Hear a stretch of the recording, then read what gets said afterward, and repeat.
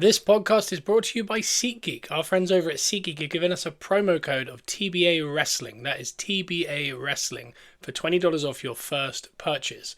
Enjoy the show.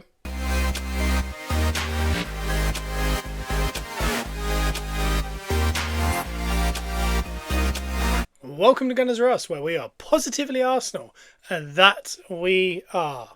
And today is a preview podcast. I thought I'd add a little extra. I mentioned it on Wednesday that if I had the time, I was going to do a little preview because we kind of ended up talking about media narratives, VAR. It took us only 6 weeks, but we got deep into that. I felt like at this point last year on the podcast, we had to do multiple episodes on that already. So nice to only have one, but probably not as nice that we've eventually got there. Hopefully it doesn't continue, and hopefully it's just kind of a rant on my behalf, or maybe a one-off as far as getting kind of sick of it, because if you look around right now, it's a daily cycle of Arteta, Gyökeres or Arsenal Football Club on Sky Sports News.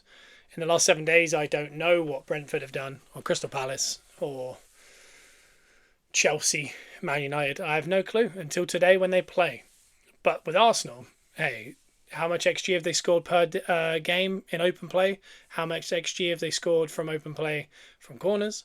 As Arteta talked about attacking keepers. Is Gyökeres underperforming, even though every other forward in the league is underperforming him that isn't named Etitike, and Etitike's had a real bad week, but still gets less bad coverage than Gyökeres.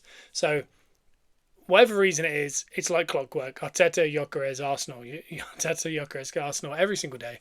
But if you come over on the podcast, we are positively Arsenal, so we're going to actually just get to a preview podcast, try not to get into all that narrative, and kind of just enjoy trying to figure out what the starting lineup's going to be, how we're going to get on. Our form there hasn't been the best over the last couple of years. We've had some real bad moments last year, obviously with the Carabao Cup double leg, two legs, where we lost heavily over 2 legs. Very much thanks to Isaac, but he's not there anymore. In the league last year, again, not a great day out for us. The year before was the ghost goal. The 1-0 loss, which included obviously the ball going out of play, then it was offside, then it was a handball. I think, was it Bruno Guimaraes elbowed Jorginho in the back of the head, and they said it was his forearm, so you're allowed to forearm someone in the back of the head, you just can't elbow, which is a really interesting rule that we learned that day. That was the Disgracia. That was the Disgracia day that kind of dictated us losing the league, I think. Not because of the result, but because I think maybe that changed people's opinions on Arteta inside PGMOL. Because beyond that point, we had people like Howard Webb sat in crowds. We had all sorts of naughtiness going on. So that was a big old day. So it's kind of become a bit of a derby, I think, this game, which is a bit of a worry, because if you look at Newcastle this year, I think they've got 1 win, 1 loss, and 3 draws. They are playing us in their 6th game. We are playing them in our 6th game. We've got a loss, a draw, and 4.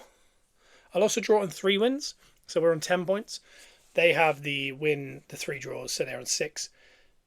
They've not had the best of starts. They don't concede many goals. Other than us, they don't concede many goals. So, naturally you're thinking, oh, it's going to be 0-0. Usually when 2 teams that are very good defensively meet each other, the opposite happens. And 2 teams that can't stop scoring end up having a 0-0 draw. So I wouldn't be surprised if it ends up being a high-scoring game. But both teams are very good defensively. And that's probably going to be the conversation around that team. When you look at Arsenal, obviously this week we had... I don't think it's 100% confirmed, but Arteta has talked about it in the press conference, and it's been reported by Ornstein that William Saliba has, or as Arteta said, Willie wants to stay. But David Ornstein said William Saliba has signed a new deal. We expected that. Saliba's been pretty open about it. I think he even spoke to people in the press during the preseason where they said, is a new deal coming? And he said, I hope so. I'm waiting to sign it. So there didn't seem to be many issues with it. The other interesting one is Saka. His deal is up next year, similar to Saliba, and he's the other one we need to get signed. And that kind of goes together with the summer we've just had. I mean, we haven't sold very well, but we've offloaded a lot of players in loans and get some wage bill down. Hopefully next year get to offload some of those players. I still believe we're going to offload maybe a large player next season, because I don't think you can spend 240 million and not recoup any of it really. for 2 years running. I don't like you. Obviously, we're not going to buy that many next year, but I think they're going to have to recoup some kind of money from somewhere, whether it's a big money sale, I assume, but maybe more fringe based. Maybe a couple, maybe a Jesus and a Martinelli or something like that. I know obviously Martinelli's probably flavour of the month right now again, but those types of players that could kind of recoup you close to 100 million, and then you end up buying Hikapi off that loan, and it just looks more of a plus 40 million year, which kind of balances it from last year where we did essentially zero net spend, and then this year's massive net spend, and then next year obviously a positive would be really good, because you look at that squad and you think a year on Lewis Skelly, a year on Waneri, a year on Dowman, plus embedded Eza, Madueke, Hikapi. There's a lot of players like that you think if they get Mosquera, he's actually already getting minutes. So you think next year there probably could be someone we could move on, and everyone would be kind of sad, but kind of feel like we've built some actual value in the squad, because the squad is unbelievable currently. So we've got Newcastle at St James's Park. I would say this is probably probably the second worst game of the season for me to watch. I don't like Anfield away, and I don't like this. Then it's probably Etihad. Then it's probably Spurs away, simply because it's Spurs. Maybe Old Trafford next. Villa Park's up there. Just these certain away games just don't fill you full of excitement. They just kind of it's like a job. You just got to get through them and just hope for the best. And this feels very much that way. When you look at it on paper, I think you do look at it in the way they've started, the way we've started, and you think Arsenal should be able to edge out a win there. But like I said earlier, I do believe they look at this as some sort of derby. I feel like there's been so much ill will between the two teams for whatever reason that it's become something. And I know Liverpool have kind of taken over this year, and we already seen the 4-2 that happened at St James's Park with Liverpool, with Gordon getting sent off. There was so much ill will going into that because of the Isaac stuff. I don't know if maybe they've taken the mantle of non-derby, angry, let's get stuck in, crowd up. But in the last few years, we have been that team, and I hope, obviously, that they don't go in with that. But I don't see why they wouldn't, 4:30 on a Sunday, early on in the season. They desperately need a win just to kind of solidify them being maybe a top 4 team this year. I think it's really important, this win, for us. Not a draw. Obviously, you do not want to lose it, but I think we have to win, because we have Olympiacos in the week, then we have West Ham, and then it's international. If we win all 3 of those games, we'd feel very good with our standing in the Champions League. We'd be very good with our Port Vale win going into Brighton at home in the next round. We'd be very happy with the start of the Premier League, because out of, including the West Ham game, that would be 21 points up for grabs. We'd be on 16, so we're about 5 off, which was the loss and the draw. I think we'd be extremely happy with how hard a start we've had. So we can't really look past that as maybe these are must-wins. I know it's early in the season, nothing's a must-win, but I think it puts down a marker, because I think beyond that international, we have a stretch of games where we don't leave London, and even though some of them are tougher games, they're all very winnable beyond this point. I think we have Chelsea and Spurs in that next kind of big batch, but you look at it and think, if we're 5 points off the top, and obviously Liverpool have still got to go away to Palace today as I record this, so by the time you're listening to this it might already be on, but they've got that. I don't know what they have after that, Liverpool, but you think maybe they will eventually drop points. I can't imagine them getting through 7 games with 7 wins. I wouldn't put it past them, but they're not playing well enough, I don't think, for them to maybe get away with 7 wins from 7. But they've got Galatasaray away in the midweek after this, after the Palace away. Then they are Chelsea away. And then it's international. And they come back and they've got Man United at home, Frankfurt away, Brentford away, Villa at home, Madrid at home, Man City away, Forest at home, PSV at home, West Ham away. So I'd say that the fixtures beyond this weekend are tougher for them than they are us. And that's why I think we've got to stay in touching distance, because, if we lose this game, it really does feel like, it's like a 6-pointer, but not. If we lose this game, we stay on 10 points. There's teams like Sunderland, Leeds, Man United. There's teams like that will be on the same points if they can get a win this weekend. And all of a sudden, when you go into that West Ham game, you're thinking, oh man, we when you started to think, oh, do you know what? Our start wasn't too bad. You start going, well, everyone didn't like Man United's start. I know everyone thought Sunderland's start was great, but to be on the same points as Sunderland would be a detriment to a Premier League challenge, no matter how well Sunderland play. But so that's what I mean. Like, whereas that goes from that to if we're on 13, chances are, God, can you imagine if Liverpool do drop points, or Tottenham drop points, or Bournemouth even at the minute. It would be a really good eye test going into West Ham at home, who, for all I got a feeling West Ham are going to lose away to Everton this weekend, and then maybe sack Potter. But international breaks tend to be when that happens, and I wonder if they get a draw or something. The Arsenal game will be the moment in which he gets sacked if we win. I worry about a second new manager bounce after 7 games. Obviously, the last one didn't work for Ange, but I don't think they'd have a manager in quick enough. But if they do, it'd be Nuno, I would have thought, and he's going to set up a really good defensive block, which, as we've proven, we're very bad at. So there's a lot at play, and I feel like this Newcastle game is huge because I do think Olympiacos at home and West Ham at home before international are very winnable for our current squad. Albeit as well, in all competitions right now, we've played 7 games, and we've conceded 2. That's really good return. If we could somehow get through these 3 without conceding and get to that 10-game mark in all comps with 2 goals conceded, I think we'd really kind of set that marker down of we are the best defensive team. And if we can get a couple goals in there that people can see attacking options, even with Madueke out for 2 months, even with Jesus out another 2 months, Havertz out another 2 months, and Saka coming back from injury, we're in a good place. Odegaard hopefully could be fit, maybe not. Newcastle could be too soon, but maybe in the Champions League in a week he could get some minutes, and at home to West Ham. So as far as all that goes, this game is a must win. As far as the lineup, when you look at who we kind of benched midweek to Port Vale and who we took off, things like that, you kind of starting to get an idea.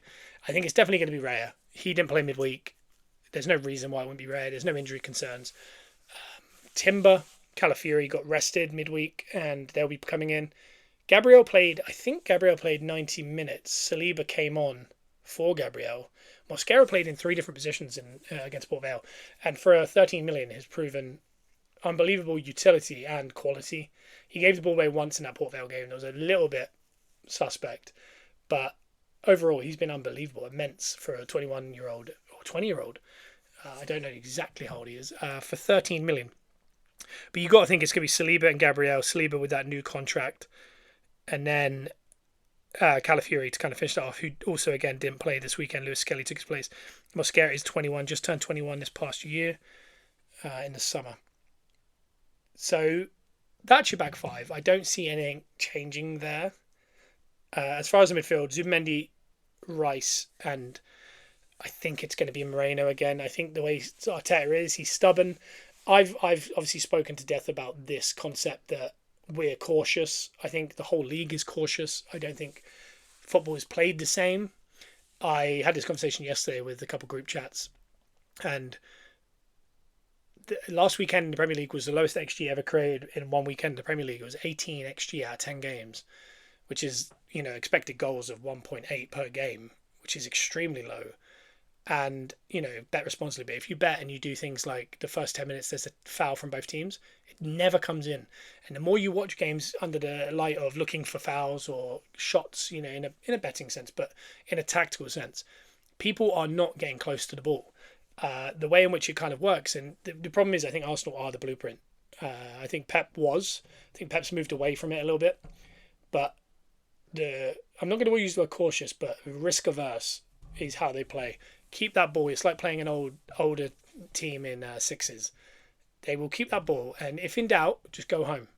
Start again. If it's not perfect, go home. Start again. And it's very frustrating to watch because I remember watching City the last 4 or 5 years, mainly about 3 years ago, and it was just so dull. And you kind of watched it, and they don't really create anything, but they don't not have the ball. And then they win 2-0, and you think the other team didn't even lay a finger on them. Like, they didn't get a foul in, they didn't get a tackle, they didn't get a shot on. Didn't create a chance, and you just think, oh, it's robotic. And we've kind of become, I would say, the most robotic team in the league. I think City have become a lot more stretched and not quite balanced. Liverpool aren't that, but Slot has implemented maybe 50% more of that than what Klopp was doing. But I feel like teams are using it as a blueprint. I watched Portsmouth versus Southampton in a championship, a derby, huge derby, first time in 11 years, I believe. And I did that bet. Foul for both teams in the first 10 minutes. Didn't happen. Then I did one for 10 to 20. Didn't happen. There was one foul from one team in the first 10, one foul from the other in the next 10. So 20 minutes into a derby, there was 2 fouls, one from each team. And when you think of that, and you think about people getting stuck in and all that, and then when you actually watch it under that prism, you notice the goalie rolls it to centre back. He looks for a pass. The pressure passes the fullback, so he doesn't want to do it. He looks inside. They're all kind of half marked, but people aren't even trusting that holding midfield anymore. If the guy's within 10 feet, they're not playing it to them. Eventually, they kind of do play out wide. That guy looks infield towards a midfielder. He has a player maybe 10 feet off him. He turns. He's either going to play a pass forward, or if that player is getting a little too close to him, he's going to hit all the way back to the goalie or the centre back. So the tackle won't even come in. The player can't get close enough before you pass it. No one's trying to beat a man. There's no shots on goal from long range. There's not many take-ons, especially in the centre of the pitch. So all these things are kind of showing how cautious football's becoming, which is a big detriment, obviously. And I know Arsenal are at the forefront of it. But the cautious part, I think it's good when good teams do it. And it's good if you support that team because you feel... Like when you watch Arsenal, you don't feel overly nervous a lot of times because you don't feel like you're going to get smashed. Hence, we haven't conceded, touch wood, more than 2 goals in a game for, I think it's 2.5 years now. So you feel less uncomfortable about getting smashed 5-0 like we used to regularly. But it is a bit dull. And as an Arsenal fan, you don't feel it. But when I'm watching other teams do it, especially when you have something on the line, like, you need Liverpool to lose and a team, they're doing it, or City to lose and they're doing it, or, they're against a team that are doing it.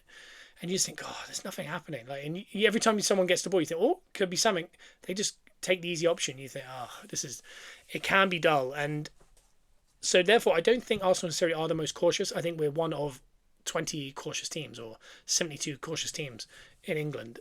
But the lineup, again, I don't have an issue with. It's one issue. You have to have one creative player who is playing, or 2 world-class wingers. We talk about Liverpool's workman midfield over the years. No one was really creative in Henderson, Fabinho and Wijnaldum. And, they would have midfielders like Milner. No one was creative, but what they did was they worked hard and they got the ball out wide to the overlapping fullbacks and the high wingers that are really unbelievable. And a really good centre-forward who would drop into that space to become almost a creative midfielder for his wingers. If you don't do all that, you've essentially just got 3 people running around working hard and you can't create unless the winger does something exceptional. And that's what I found with Moreno. Moreno is an absolutely fine football player. He has to play where Rice is playing, or where he currently is, and Eze has to play instead of Rice on the left side as a 10. You cannot play the 3 of them. And I think other than, was it Athletic Club last week, they've played 10 as a 3, where Rice and Moreno have played together in a midfield. It's happened like 10 times and we've won 1 game. It clearly doesn't work. So the shouts at Arteta to be like, you being cautious. He gets an issue because if you watch tactically, we've got a centre half that's stepping up. It's a very aggressive attacking press. So he's saying, well, it's not cautious at all. It's actually really aggressively attacking, which it is. But the personnel in certain areas is not aggressive enough to capitalise on the things that you're doing tactically, in my opinion. So with Moreno and Rice, I don't like it. But Moreno came off. Eze played 90 minutes. I don't see... Even Trossard only played 20 minutes. For me, it's Zubimendi, Rice and Moreno. It's going to be Trossard on the left, Saka on the right, Gyökeres up front. I don't feel it's going to change from that. I think if Odegaard's fit, he plays all of these games. And we don't see this Rice-Moreno thing. I think because he trusts Odegaard to be that stopgap between creativity and workman. I think Eze he sees as a showman who isn't going to get this other stuff done. And you saw it in a couple of games he's played. It's been unbelievable. He's got 2 assists and a goal. First goal for the club against Port Vale. But he is losing the ball in dangerous areas. And that is the cautious part of Arteta, where you go, oh, you can't do that because that's what, at a high level, that is what costs you. But as a fan, the eye test is so much better to watch. And also when Madueke or Saka or anyone is coming in field, you saw it. Once there was a creative player there, it's such a different game. So for me, I think I'm happy with Trossard, Gyökeres and Saka, but I think you have to have Eze or Odegaard in that role instead of Moreno, or instead of Rice, and Moreno moves over. I don't mind if he feels Moreno's in massive form. For me, I prefer Zubimendi and Rice, and then the last guy is Eze or Odegaard. There is a small chance he plays Eze out left, Gyökeres down the middle. And if you remember as well, here's the other one, is the way he feels he can beat Newcastle, and he's done it in the past, is he dropped Partey for Jorginho, and he played a very light centre forward. He wanted players to come back and get the ball. I wouldn't be surprised if we didn't see Trossard play the 9 or Moreno play the 9 with Eze as the 10. Probably most likely Moreno. And then he plays Trossard and Saka, and he'll feel very much like he's going to outsmart them. So Trossard and Saka either side of Moreno, and then Eze as the 10. I could see him very much doing that as well. I don't necessarily disagree with that. I think Moreno's a good centre forward in kind of doing a not as good version of what Havertz does. Because I heard someone say it this week on the Arscast that sometimes you beat teams with a hammer, sometimes you beat them with a chisel, and Havertz or Moreno is the chisel and Gyökeres is the hammer. And I think the teams you beat the hammer with are Olympiacos at home and West Ham. Away at St James's Park, I think in a perfect world, everyone's fit. Havertz starts this game, in my opinion, as far as what Arteta would do. I don't necessarily disagree with it either, because when you do watch the comps of Havertz, and we've kind of missed him, the build-up play and the work, the press, everything is so spot on. And he still does get his shots away, and he does those things. He's not the threat of Gyökeres, but he's a different type of threat. So I wouldn't be surprised if Moreno plays up front and we do try and bring the wing play in. I don't mind either way. As far as Newcastle go, Gordon is back. Alanga's been pretty out of form, but I think he'll be starting. I think Jacob Murphy probably deserves to play ahead of him at the minute. Voltemada I believe is how you say it. Will play up front. System-wise, very similar. I think it'll be Joe Linton, Gomes and Tonali. Again, very workman. Crash the box, Moreno, Rice and Zubimendi, similar. But theirs is a lot more physical and athletic, I would say. Because I don't think Zubimendi and Moreno are the most athletic. They're more intelligent.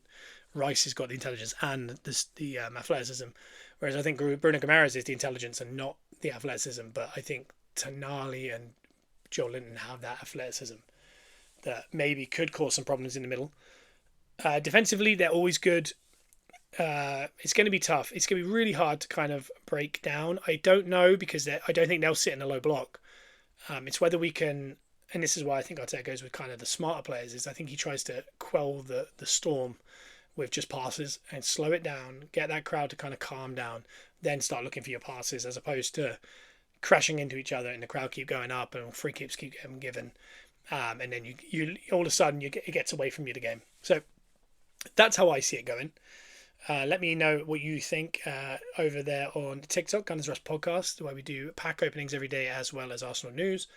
And here on iTunes, you got a 5-star review. Let us know what you think of the show.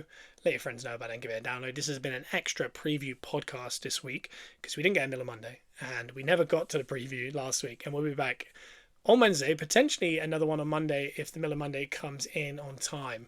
But we'll be definitely back as always every single Wednesday. Gunners Rush, iTunes, Spotify. We'll see you then. Bye-bye.